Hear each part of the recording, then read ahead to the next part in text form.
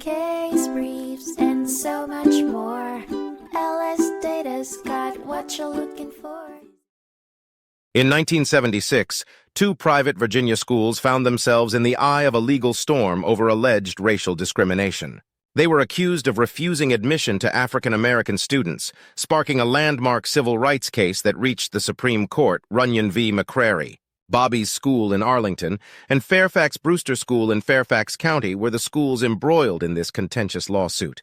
The trigger was their alleged discriminatory admission policies, which the plaintiffs, Michael McCrary, Colin Gonzalez, and their parents, argued violated federal civil rights laws. The claimants brought a class action against them, alleging their rights were infringed due to the school's policy of denying black students admission.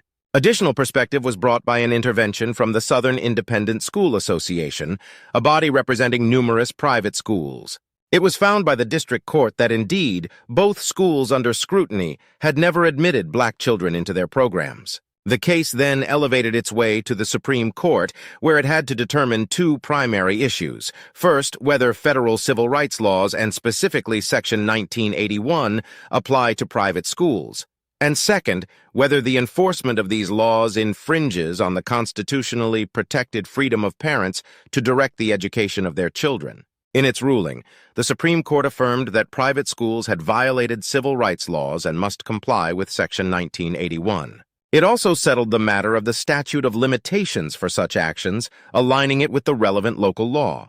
An important point clarified in the ruling was regarding the award of attorney fees. In a significant departure from past practice, the court held that attorneys' fees couldn't be recovered without explicit congressional authorization, even in civil rights cases. The ruling was rooted in the perception that losing a case does not necessarily indicate irresponsible or bad faith conduct.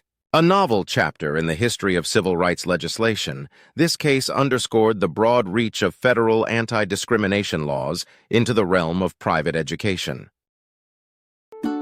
Case briefs, and so much more. LSData's got what you're looking for. Visit lsd.law, elevate your mind.